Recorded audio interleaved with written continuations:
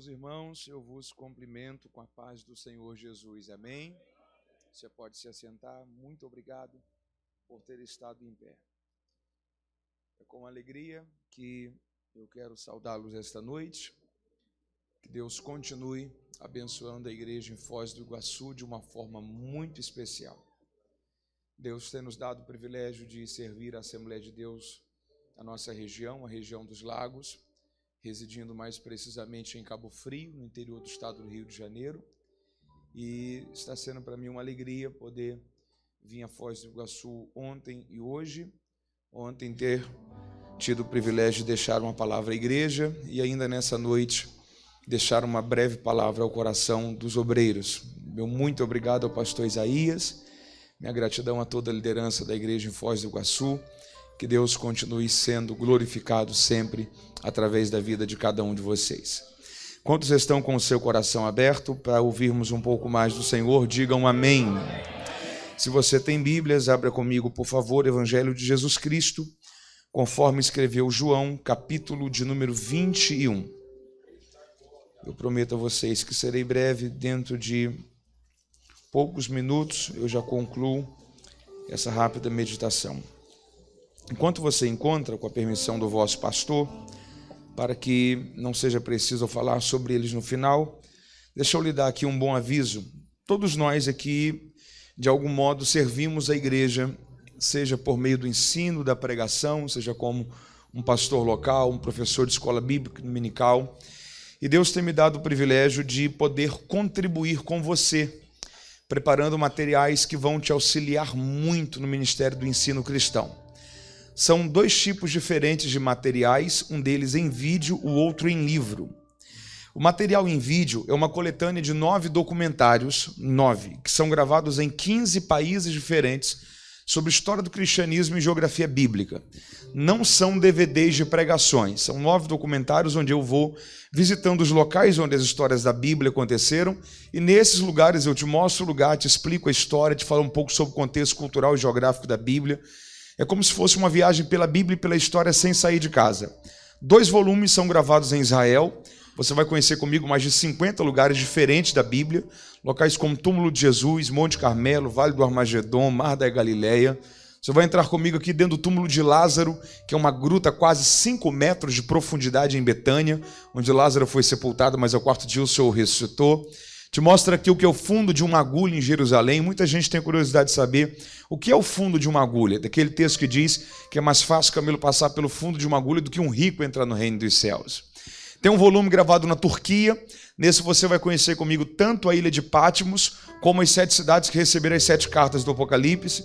Em cada cidade eu explico cada carta. Um é gravado no Egito, você vai refazer comigo a rota do Êxodo. Eu vou te mostrar locais como o Mar Vermelho, o Rio Nilo, você vai comigo até o Monte Sinai, te mostro ali o que é uma sarça. Não tem, por exemplo, quando a Bíblia diz que Moisés viu a terra prometida, mas não pôde entrar nela, você vai comigo até esse lugar que é o topo do Monte Nebo, na Jordânia. Dali eu vou te mostrar a vista que ele teve da cidade de Canaã. E esse documentário do Êxodo, em especial, termina nas ruínas das antigas muralhas de Jericó. E os últimos volumes em vídeo são sobre a história do cristianismo, pelo menos 15 locais que viveram grandes avivamentos, você vai visitar comigo nesses vídeos. Lugares como a Rua Azusa, em Los Angeles, igrejas de homens como Spurgeon, Jonathan Edwards, Moody, John Wesley. Você vai comigo até a Alemanha, eu vou te mostrar a porta onde Martinho Lutero cravou as 95 teses contra as indulgências da Reforma Protestante. Então, é fruto de 4 anos e meio de viagens que eu fiz a esses locais para documentar todo esse material em vídeo. Então, é um material que vai ser muito prático, muito útil, talvez para você, em um grupo de estudo, em uma classe bíblica. É um material que vai lhe servir bastante. Esse em vídeo. E o último material, o livro, esse livro aqui, é uma enciclopédia sobre a vida dos personagens bíblicos. Eu levei mais de 7 anos escrevendo esse livro, são quase 500 páginas. Não é daqueles livros que você lê do início ao final, a não sei que você queira, mas é uma obra de pesquisa. O desejo de escrever essa obra nasceu quando eu percebi algo que eu tenho certeza que você também já percebeu. Todas as vezes que eu ia estudar sobre um personagem da Bíblia, seja para pregar sobre ele ou para conhecer melhor quem foi aquele personagem, eu tinha dificuldade de encontrar tudo que eu buscava saber sobre ele. Às vezes tinha que pesquisar em 10, 15, 20, até 30 livros diferentes, como dicionários, comentários bíblicos, enciclopédias bíblicas, e depois ter o trabalho de juntar todas aquelas informações, montar aquele quebra-cabeça para tentar entender quem foi aquele personagem, a época em que ele viveu, o contexto cultural daquela época. Diante disso, nasceu o desejo de escrever um livro que pudesse reunir em um único volume o máximo de informações disponíveis sobre os personagens da Bíblia. Eu levei mais de 7 anos nesse trabalho, mas Deus me concedeu a alegria de poder produzi-lo com o propósito de ser muito útil a você. Contexto cultural, histórico, geográfico, um personagem sai de um lugar e vai para o outro. Abraão sai de Ur dos Caldeus e foi para Canaã. Quantos quilômetros era de Ur dos Caldeus a Canaã? Quantos dias era isso a pé? Como que a gente trabalha a cronologia bíblica, por exemplo? João, quanto tempo ficou preso em Patmos? Morreu em Patmos ou saiu de lá para entregar as 7 cartas do Apocalipse? Paulo, em que ano nasceu, em que ano se converteu? Quem foi Gamaliel que formou Paulo? Paulo era grego, judeu ou romano? Por que ele se apresenta de diversas formas? Quantas viagens fez? Onde escreveu cada carta? Em que ano foi? Então, às vezes são questões até do contexto cultural da Bíblia, coisas que às vezes nós lemos. No nosso contexto cultural significa uma coisa, no contexto cultural da Bíblia é outra totalmente diferente. Deus disse para o povo de Israel, a terra que eu vou dar a vocês é uma terra que mana leite e mel. No nosso contexto cultural é mel de quê? De abelhas. Em Israel tem mel de abelha, como no caso de Sansão. Mas sabia que o principal mel da Bíblia não é mel de abelhas? É mel de tâmara, fruto de uma árvore chamada tamareira que dá no deserto, inclusive em Jericó. Olha como que muda o entendimento por causa do contexto cultural. Quando Deus disse para o povo, a terra que eu vou dar a vocês, mana leite e mel, o que o povo entendeu foi o seguinte, o leite Deus falou sobre as criações, o mel sobre as plantações. Então o que Deus nos disse é que Ele vai nos dar uma terra em que nela tudo que se cria e tudo que se planta serão superabundantes além das nossas necessidades. Então esse material vai te abençoar demais, tanto personagens masculinos como femininos. O legal é que você não tem aqui apenas a vida do personagem sendo contada, mas você já tem as lições da vida dele sendo extraídas, facilitadas para o seu trabalho de pesquisa, aplicação de mensagem. Esse material vai te abençoar muito. Eu tive a alegria de ter a revisão dessa obra pelo pastor Hernandes Dias Lopes, e o prefácio dela foi pelo saudoso Dr. Russell Shedd. Dr. Shedd chegou a escrever que não conheceu outra obra em português que reunisse tantas informações sobre a vida dos personagens bíblicos quanto essa. Então, é um material que vai te servir bastante. Os vídeos, um é 10, 4 são 30, os 9 são 70, a enciclopédia está no valor de R$50. Se você levar a coletânea completa, em vez de 120, você tem um desconto melhor ainda, fica tudo por 100. Pode ser adquirido também no cartão, crédito ou débito, passe ali. Eu quero ter a alegria de compartilhar com você esse material, com o desejo de que ele possa lhe servir e lhe auxiliar diante da nobre tarefa de servir ao corpo de Cristo. Você me ouviu? Diga amém. Rapidamente eu gostaria de deixar apenas uma reflexão ao seu coração em João 21. A partir do verso 1 está escrito assim: Depois disso, Jesus se manifestou novamente aos discípulos junto ao mar de Tiberíades e manifestou-se assim. Estavam juntos Simão chamado Pedro, Tomé chamado Dídimo, Natanael de Caná da Galileia, os filhos de Zebedeu e outros 2 discípulos. Disse-lhe Simão Pedro, vou pescar. O que Pedro disse? Vou pescar. E os discípulos disseram, nós também vamos contigo. Saíram, entraram no barco, mas nada apanharam naquela noite. Cedo de manhã, Jesus se apresentou na praia, observe isso, mas os discípulos não reconheceram que era Jesus. Então Jesus lhes disse, filhos, tendes alguma coisa de comer? Eles responderam, não. Disse-lhes ele, lançai a rede à direita do barco e achareis. Lançaram-na e então já não podiam tirar a rede por causa da quantidade de peixes que haviam apanhado. Aquele discípulo a quem Jesus amava disse a Pedro, é o Senhor. E assim que Simão Pedro ouviu que era o Senhor, cingiu-se com a túnica, pois se havia despido dela, e lançou-se-lhe ao mar. Os outros discípulos seguiram no barco, puxando a rede cheia de peixes, pois não estavam distantes da terra, senão quase 200 côvados. Versículo de número 14. Essa foi a 3ª vez que Jesus se manifestou aos discípulos depois de ter ressuscitado dentre os mortos. Depois de terem comido, Jesus perguntou a Simão Pedro, Simão, filho de João, amas-me mais do que estes? Ele respondeu, sim, Senhor, tu sabes que te amo. Disse-lhe Jesus, apacente os meus cordeiros. Tornou a perguntar, Simão, filho de João, amas-me? E ele respondeu, sim, Senhor, tu sabes que te amo. Jesus disse, pastorei as minhas ovelhas. Perguntou-lhe pela 3ª vez, Simão, filho de João, amas-me? Ele entristeceu-se por Jesus ter lhe perguntado a 3ª vez, amas-me? E disse, Senhor, tu sabes de tudo. Então Jesus lhe disse, vai e apacente as minhas ovelhas. Se você pode, diga amém. Eu gostaria apenas de lhe encorajar na nobre tarefa que Deus concede ao pastor Isaías de você se envolver nesse ano dentro da tarefa da evangelização. 2 pescas maravilhosas Jesus realizou, pelo menos os evangelhos registram isso. Lucas 5 é a primeira, João 21 a segunda. Em ambas, Jesus tratou ministerialmente com Pedro. Na primeira pesca, dentro de um viés evangelístico. Na segunda pesca, num viés pastoral. Na primeira pesca, o viés, a ênfase é, me amas?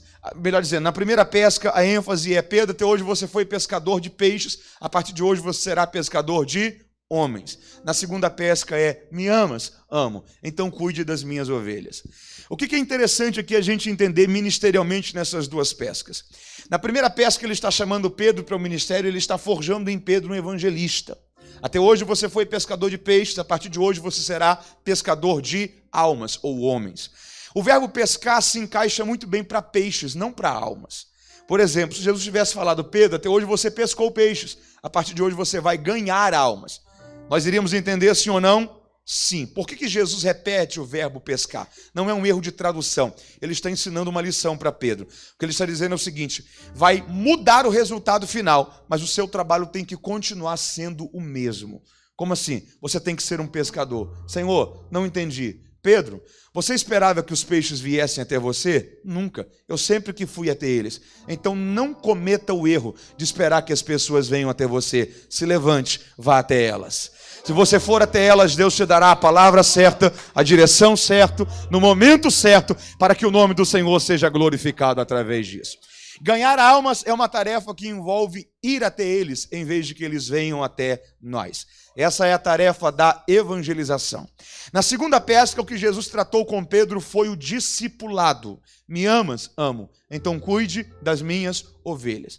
2 trabalhos diferentes. Discipulado é um trabalho totalmente oposto do evangelismo. Evangelismo é o processo de você tirar a pessoa do mundo. Discipulado é o processo de você tirar o mundo da pessoa. Discipulado é o processo de fazê-la entendê-la que a placa que ela viu do lado de fora é totalmente da placa que ela vê do lado de dentro. Porque quando a pessoa vem para a igreja, a placa que ela vem é uma placa externa que está escrito vinde. Quando ela entra, ela percebe que tem uma placa interna escrita ide. E aqui ela entende que a igreja não tem 4 paredes, mas tem 2 pernas. Aqui ela entende que a igreja é o organismo vivo de Deus na terra e Deus nos chamou para cuidar de outras pessoas, para que o nome do Senhor seja glorificado através disso. Você entende isso?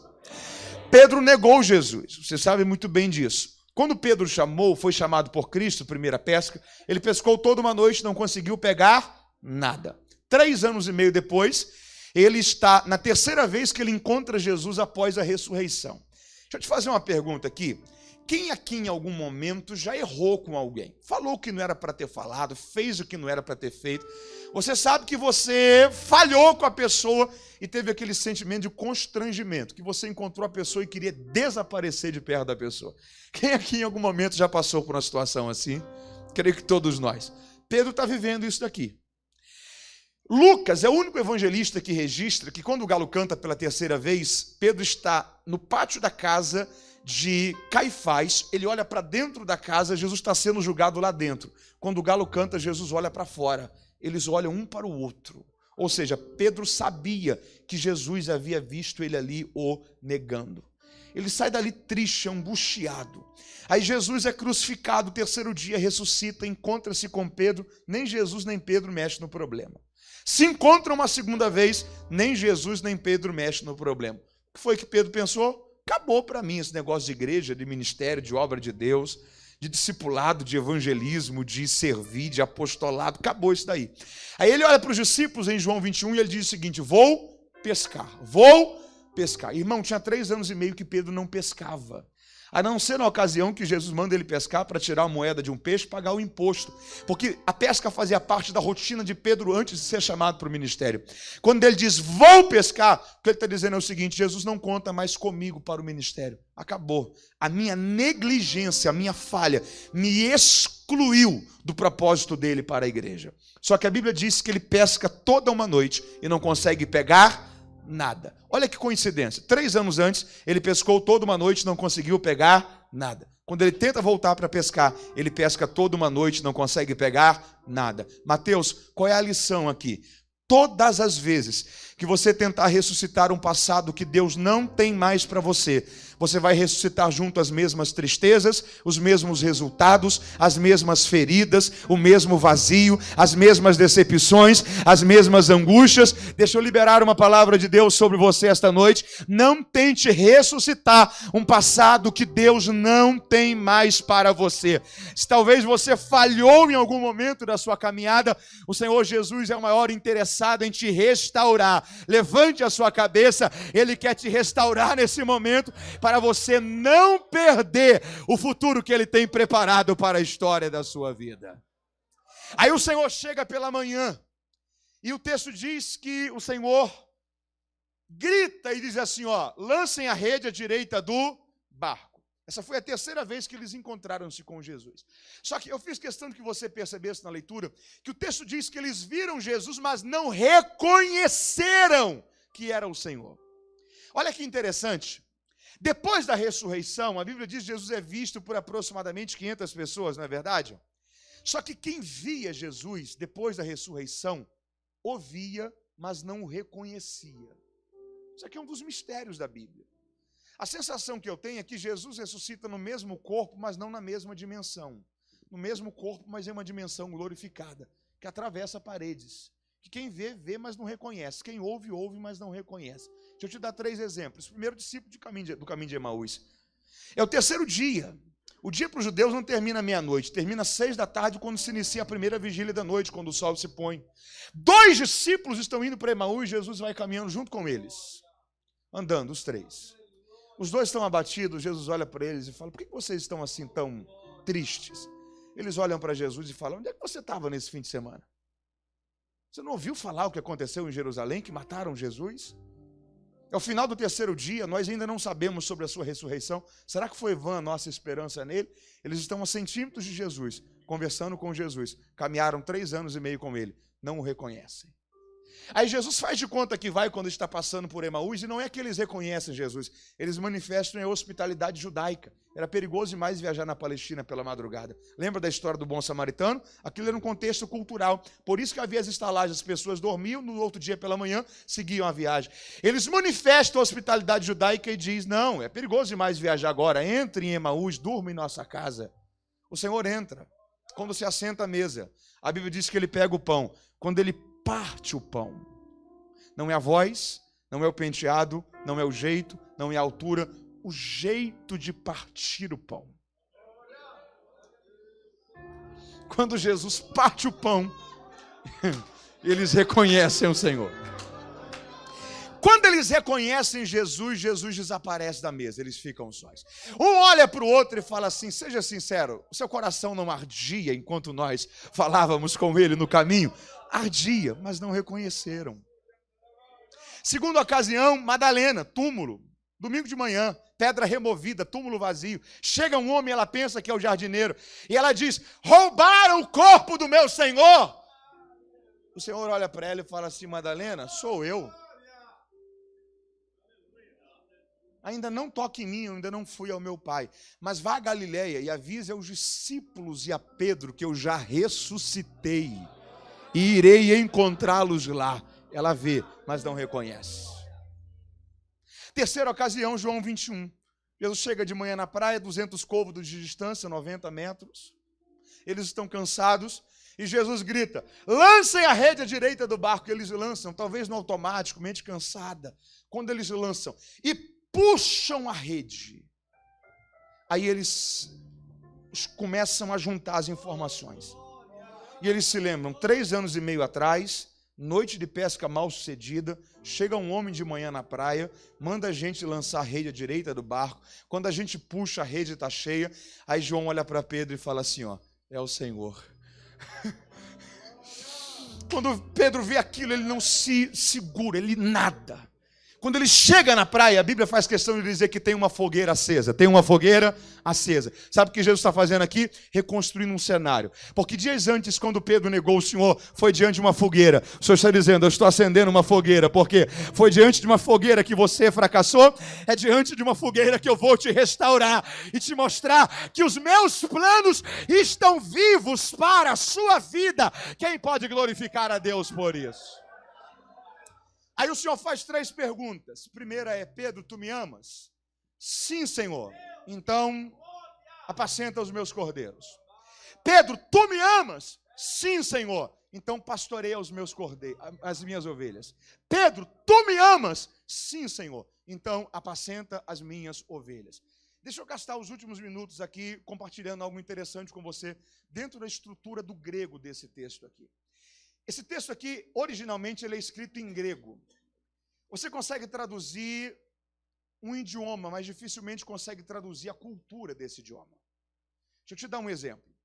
Peça para um americano, um britânico, traduzir a palavra saudades. Ele vai dizer que saudade é sentir falta. Saudade é só sentir falta para a gente? Não. Quando a gente fala de saudade, a gente lembra da escola que a gente estudou. Da primeira bicicleta que a gente teve.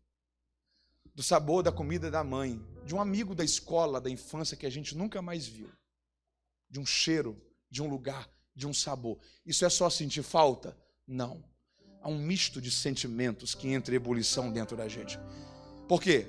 Porque isso aqui faz parte da cultura. Você consegue traduzir o idioma, mas não a cultura.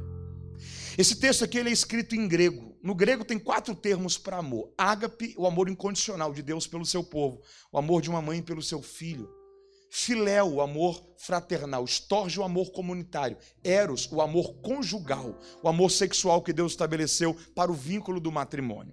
A pergunta de Jesus para Pedro aqui no texto de João em grego, a pergunta é em ágape. Tu me amas? Pedro não responde em ágape. No texto grego, Pedro responde em filéu. Não é o mesmo nível de amor. Era como se ao pé da letra para o português Jesus estivesse perguntando, Pedro, tu me amas? E Pedro tivesse falado assim, Senhor, eu gosto do Senhor. É um sentimento de afeição, mas não no mesmo nível. O que ele está dizendo é o seguinte, Senhor, se eu te amasse mesmo, eu não teria negado o Senhor. Mas eu quero que o Senhor saiba de uma coisa, mesmo sem eu ainda não ter conseguido chegar ao tipo de amor que eu preciso viver por ti, eu não desisti. Eu estou me esforçando para melhorar o meu relacionamento contigo. Na segunda pergunta, mais uma vez, Jesus usa ágape, mais uma vez a resposta de Pedro em filéu. Aí na terceira pergunta, no texto grego, não é mais ágape, é filéu. Era como se Jesus tivesse falado, Pedro, então quer dizer que você só gosta de mim. Aí Pedro se entristece e diz, Senhor, tu sabes de tudo. Só que ele não sobe para ágape, ele mantém em filéu. Primeira coisa interessante, o tipo de amor. Segunda coisa interessante, o verbo que Jesus usa. 2 verbos para a função do pastor. Bosco e poimano no grego. Para o português, pastorear e apacentar. Repita isso comigo, diga pastorear e apacentar. Não eram a mesma coisa. Eram os 2 trabalhos do pastor. Apacentar era o serviço da manhã, quando o pastor pegava as ovelhas e levava ao campo para se alimentarem. Pastorear era o serviço da tarde, quando ele pegava ovelha por ovelha e via como estava lã, patas, orelha, os olhos, era o serviço individual. Então, apacentar é o serviço coletivo, pastorear é o serviço individual. Quer ver um exemplo disso? Parábola da ovelha perdida. Quando foi que o pastor percebeu que uma ovelha se perdeu? Pela manhã ou pela tarde? Pela tarde. Por quê? Por causa do cuidado individual. Quando ele percebe que uma ovelha se perde, ele faz o quê? Deixa as 99 ovelhas no deserto ou no monte, depende do evangelho, Mateus ou Lucas, que você lê. E aí muita gente diz o seguinte, Deus deixou 99 a sós por causa de uma. Quando você estuda a cultura judaica, você vê que nenhum pastor cuidava mais do que 20 ovelhas. Se eram 100 ovelhas, pelo menos tinham ali 5 pastores. O pastor daquela ovelha que se perdeu sai, as outras 99 ficam com os outros 4. E quando ele a encontra, ele a coloca sobre os seus ombros e regressa para casa. Por que não para o deserto? Porque certamente o dia já havia se findado e as 99 já havia retornado para casa junto com os outros pastores. O Senhor está olhando para Pedro e está dizendo o seguinte, Pedro, a sua função pastoral vai te dar 2 funções. Em primeiro lugar, pastorear. Em segundo lugar, apacentar. Não são a mesma coisa. Apacentar o serviço coletivo, pastorear o serviço individual. O que, em outras palavras, o Senhor estava dizendo era o seguinte, Pedro, tem ferida que talvez você consiga até curar com uma mensagem. Mas tem ferida que você pode pregar 5, 10, 15, 20 anos e aquilo ali não cura, porque não é no coletivo, é no individual. Tem ferida que você pode pregar 10 horas para a pessoa e aquilo ali não sará. Mas um abraço só de 2 minutos.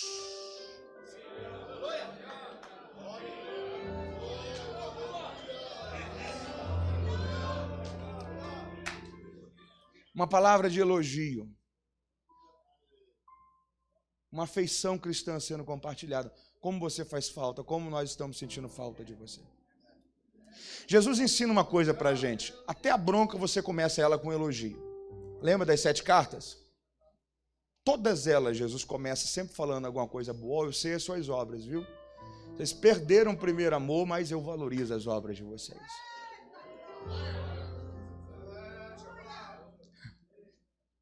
A pastorear e apacentar, as 2 funções. Terceira coisa interessante, eu estou começando a concluir aqui. Há 2 tipos de itens no rebanho, ou 2 tipos de animais diferentes no rebanho. Jesus fala sobre cordeiros e fala sobre ovelhas. Cordeiro até 1 ano. A partir de 1 ano, ovelha macho e ovelha fêmea. O Senhor está fazendo uma diferença do rebanho. O que o Senhor está dizendo é o seguinte: cuidado, porque nem sempre você está lidando com uma ovelha. Às vezes você ainda está lidando com um cordeiro. Nem todo mundo tem a mesma estrutura para receber a mesma resposta, para saber dos mesmos bastidores, para ouvir as mesmas informações. Tem gente que tem que ter um cuidado totalmente diferente com elas. Quer ver um exemplo disso? Até Deus sabe diferenciar ovelhas de cordeiro. Você pode repetir isso comigo? Diga: até Deus sabe diferenciar ovelhas de cordeiro. Deixa eu te dar um exemplo disso na prática. Segunda viagem missionária, Atos 16.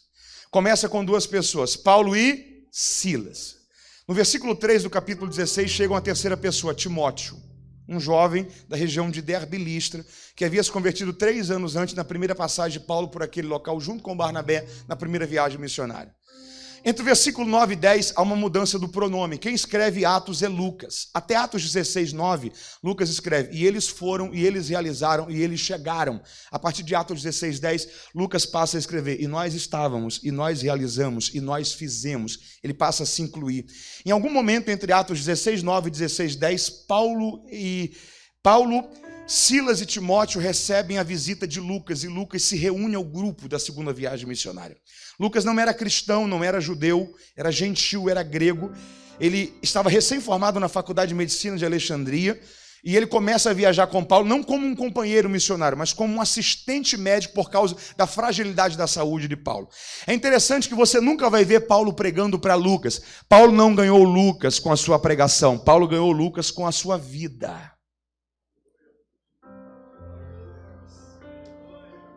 Tem gente que você pode pregar 10, 15, 20 anos e não converter. Um comportamento só seu que revele Cristo em você será o suficiente. Aí Paulo quer ir para a Ásia, Deus diz o quê? Não. Paulo quer ir para a Bitínia, Deus diz o quê? Não. Ele tem uma visão de noite, um varão que diz: passa a Macedônia e ajuda-nos. Eles vão para a Macedônia. A primeira cidade da Macedônia que eles chegam é Filipos. Tinha uma mulher ali que ela era dominada por um princípio maligno da área da adivinhação, um principado maligno. Todas as vezes que eles passavam por ela, ela dizia: esses aí são verdadeiros homens de Deus. Um dia, ela repete isso, Paulo e Silas chegam diante dela, ordena que os demônios deixem ela. E a Bíblia diz que na mesma hora essa mulher foi totalmente liberta. As pessoas que lucravam com as adivinhações dela, que a Bíblia chama de os senhores dessa mulher, pegaram Paulo e Silas, prenderam.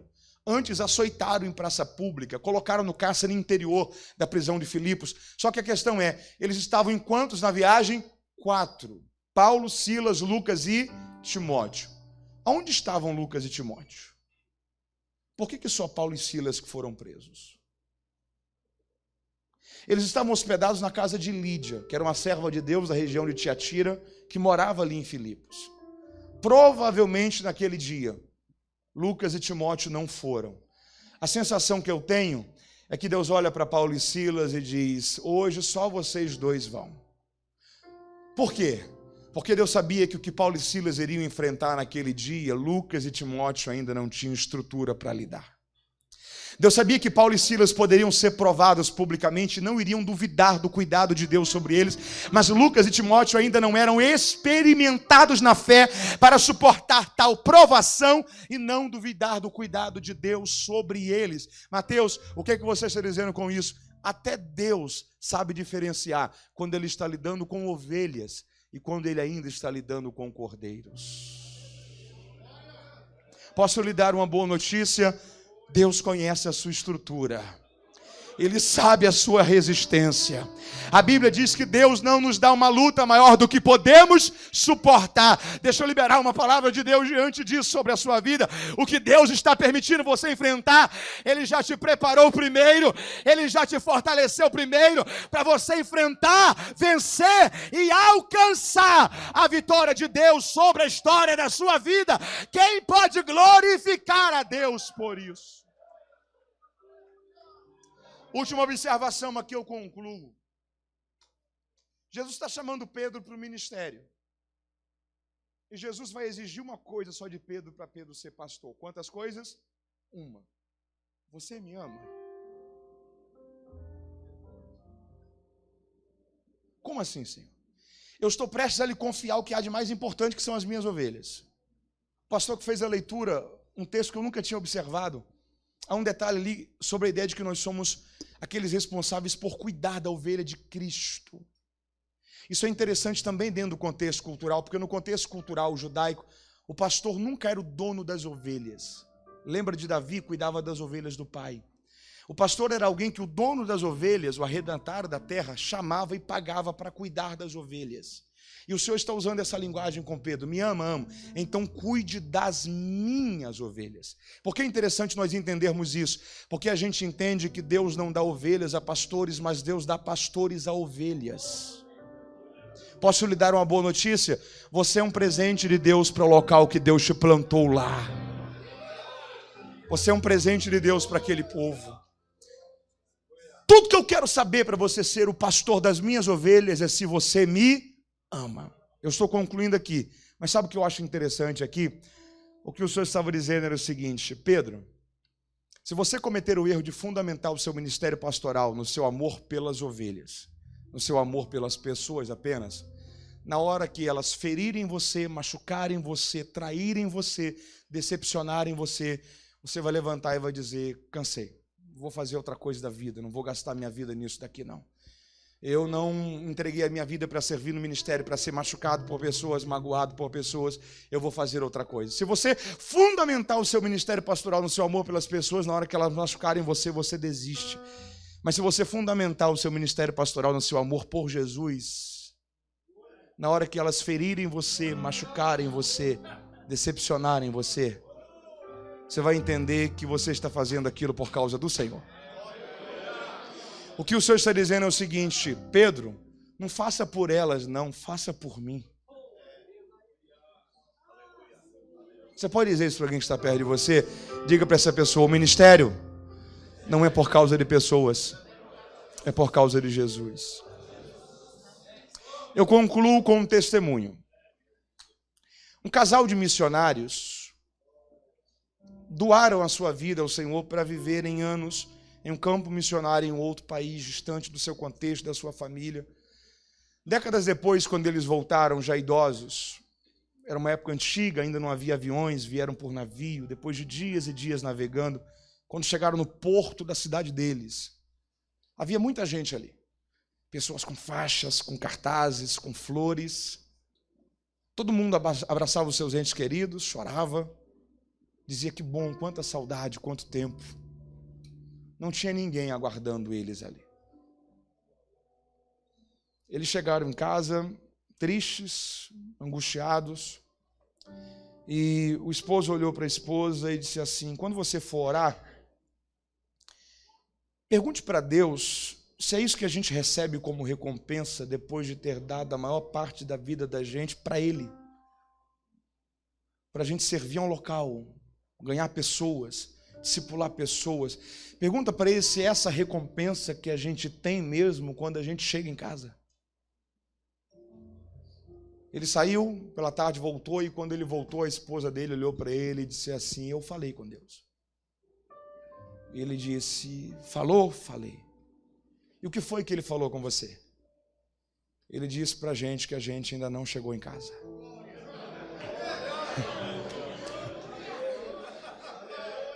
Você não está fazendo por causa de pessoas, você está fazendo por causa de Jesus. Há uma recompensa do Senhor para você. E eu concluo essa palavra te dizendo: continue a fazer, continue a trabalhar, continue a amar a Jesus. Você ainda não chegou em casa, o Senhor não se esqueceu. Ele recompensará aqueles que o buscam. Você pode dar glória a Deus por isso? Que Deus te abençoe. Pastor Isaías, meu